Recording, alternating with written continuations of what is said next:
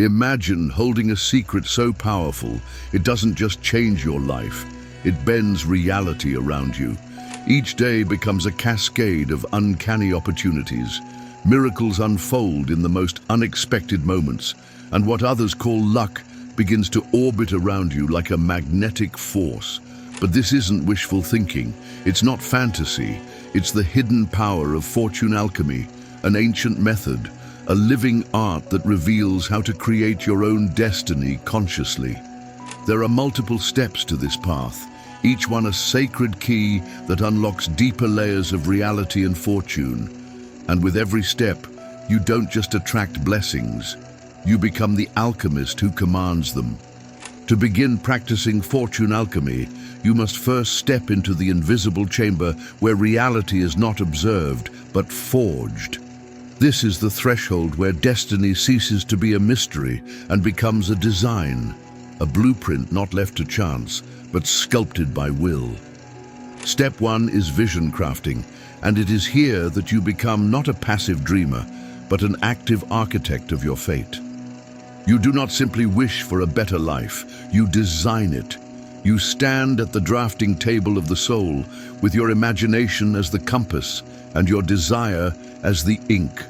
The Bhagavad Gita reveals an ancient key. You are what your deep, driving desire is. This is not poetic sentiment, it is metaphysical law. Your deepest yearning, if unfiltered and unclouded, is your identity in waiting. But to access it, you must clear away the static of scattered thoughts and emotional debris. This is where the Zen principle of Mushin, the mind of no mind, becomes vital. Let your consciousness become still, like an undisturbed pond reflecting only truth. In this mental silence, your purest vision rises, not from the surface of ego, but from the depths of essence. Now visualize your ideal life, not vaguely, but with startling precision. Where are you? What do you see, feel, touch? Who surrounds you? Make it vivid enough to smell. Saturate the image with strong emotion, joy, peace, awe, as if the experience is already yours. Emotion is the current that charges the vision and sends it pulsing through the quantum field of possibility. But vision alone is not enough. It must be fortified with belief so strong it borders on knowing. Doubt is the great dissolver. Belief, by contrast, is the fertile ground where manifestation germinates. Without it, your vision is a ghost, visible but powerless. With it, the vision takes root and begins to reshape your very reality from beneath the surface. Yet belief without structure drifts into fantasy. This is where we enter the next chamber, rationalization of possibilities. If vision crafting is the ignition, this is the engine. Here, you learn to bridge the unseen and the seen, not through blind optimism, but through logic applied to intuition.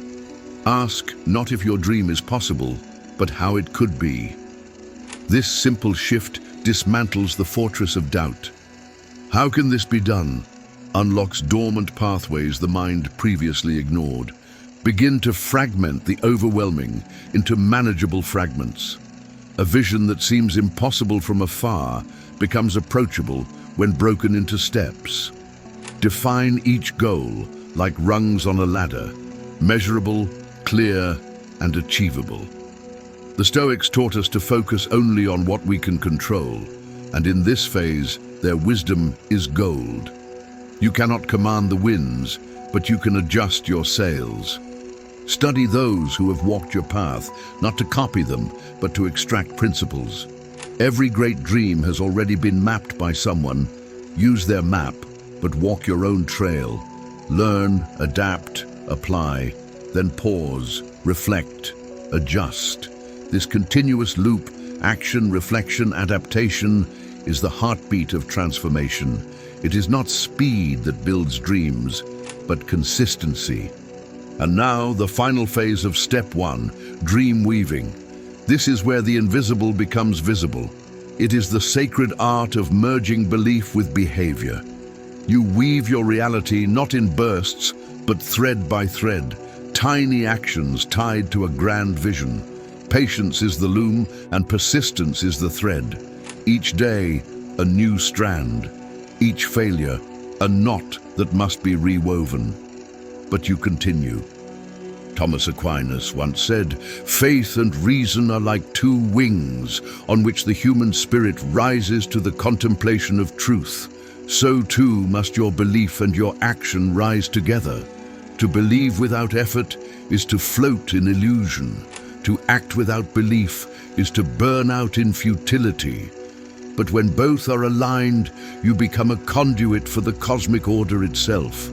Your desires no longer fight against the current, they flow with it. When your personal will echoes the larger design of the universe, fortune no longer has to be forced. It follows you like a shadow. But even here, the mind must be protected. Your thoughts are the background code of reality. Feed them with gratitude, starve them of fear. Let no room remain for doubt. And in doing so, you weave a field around you where miracles are no longer accidents. They are outcomes. This is the first chamber of Fortune Alchemy, where dreams are not wished for, but built, programmed, and summoned into being, where the future bows to the force of a focused soul. In the previous step, you stood as an architect, drawing the blueprints of destiny. But now, we go deeper, into the unseen cathedral behind the world of forms. Here, success is not constructed with hands, but with frequencies, intentions, and silent agreements between the soul and the cosmos. This is the realm of the invisible instruments of fortune. Though intangible, they are no less precise than gears in a clock, guiding you not through logic alone, but through whispers, pulses, and unseen threads of knowing. We begin with intuition alignment. Most dismiss intuition as vague or unreliable, yet it is one of the oldest instruments of navigation, older than speech, more precise than thought. Intuition is your inner compass, forged in silence and sculpted by experience across lifetimes. It is not loud, it does not argue, it arrives quietly, and only those who are still can hear it.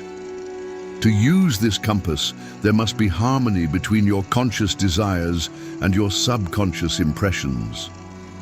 If one seeks riches while believing, deep down, that wealth is corrupt, fortune will not flow.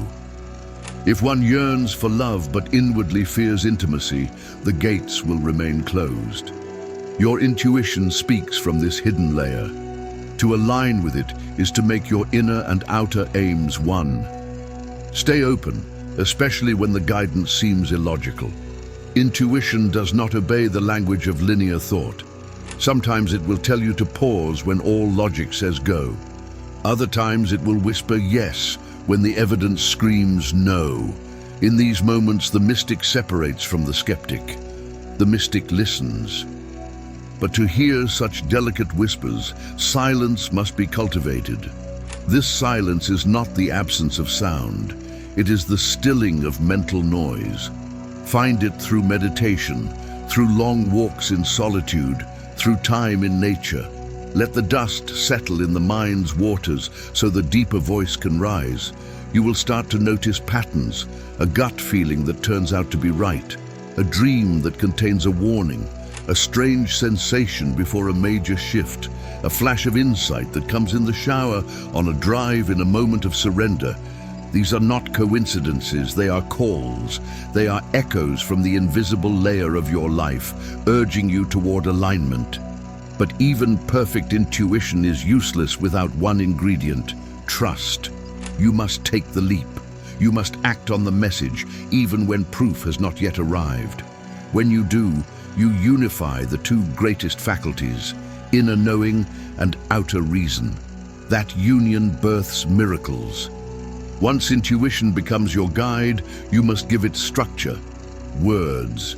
And so we enter the next instrument: continual declarations. Words are not just sounds, they are spells, charged with energy and pointed intention.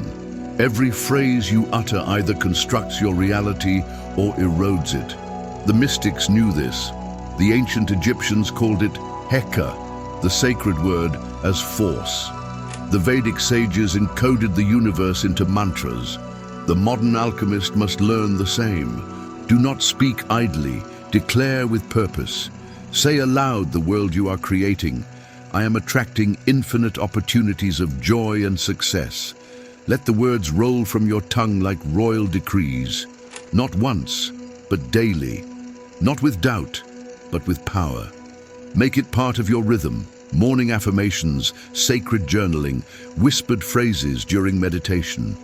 Let these declarations become ritual. But a declaration without feeling is hollow.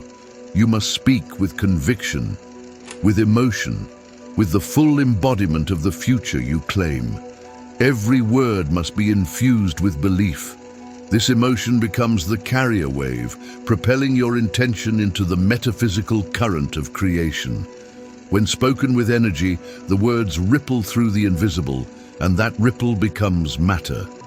Pair every declaration with visualization. As you speak, see the result, not vaguely, but vividly. Imagine your goal as if it has already come true. Feel the gratitude of already having it. Smell the air of success. Taste the joy. Let your nervous system believe it is real, because in the language of the unconscious, it already is. Channel the teachings of Neville Goddard, who said, "Assume the feeling of the wish fulfilled." To live in the end is to stop chasing and begin embodying. You don't wait for fortune, you wear it. You don't hope for success. You walk as one who already has it. And in doing so, reality bends to match your state, not the other way around. In this phase, your invisible instruments become louder than outer noise. Intuition guides your steps. Declarations build the path. Vision fills the air. You are no longer shaping your life solely by what you can see. You are aligning with what can only be felt, spoken, and known. This is how the invisible begins to shape the visible. This is how fortune starts forming, not from the outside in, but from the inside out. So far, you've carved your vision, aligned your inner compass, and declared your becoming. But the final movement in this alchemical transformation is unlike the rest. It is not about shaping, striving, or even asking. It is about receiving. This is the moment when the sculptor sets down the chisel and watches the statue come alive. This is the cosmic dance with destiny, where your will meets the will of the universe, and together they create something far beyond what either could alone. We begin with embracing synchronicities. To the unaware, these are coincidences, accidents of time and chance. But to the awakened, synchronicities are divine fingerprints, delicate affirmations that you are exactly where you need to be. A phone call at the perfect moment, a repeated number that keeps appearing, a book that falls open to the precise message your soul was seeking. These are not background noise. They are cosmic symphonies. To receive them, you must first believe in their language. The universe does not speak in paragraphs. It whispers in patterns. It nudges through timing. It winks through alignment. When something strange happens, pause, ask, what is this trying to tell me? Because every synchronicity is not just a message, it is a mirror, reflecting your vibration and your readiness. Co-create with the universe by acknowledging these signs with reverence. When something aligns too perfectly, don't brush it off. Say, "Thank you, I see you." Your awareness is the signal that you are ready for more. Synchronicities flourish where there is gratitude, for gratitude is the energetic magnet that tells the cosmos, "I'm paying attention." But to fully receive the dance, you must learn the sacred art of detachment of outcomes. This is not about apathy. It is not about giving up. It is about releasing the obsession with control. You steer your ship, yes, but you do not command the tides. You plan, you act, you hope, but then you let go.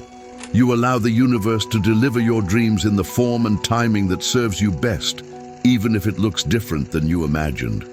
Detachment frees you from the mental prison of anxiety. When you're no longer obsessed with how or when it will happen, you return to the present, where magic actually unfolds.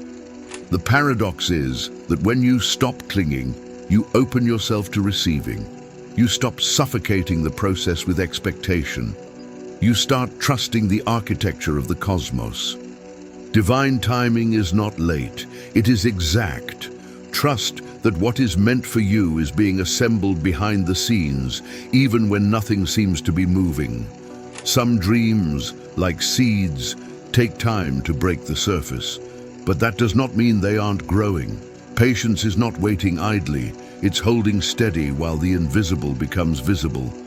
And when you fully let go, when your heart says, even if it never arrives, I am already whole, something extraordinary happens. You become light, you become a vessel, you become a magnetic force for miracles that surpass your imagination. Because in this final step, fortune does not come because you chased it. It arrives because you finally stood still long enough for it to find you. If this video resonated with you, let us know in the comments. Leave a like and subscribe for more esoteric content. Thank you for watching.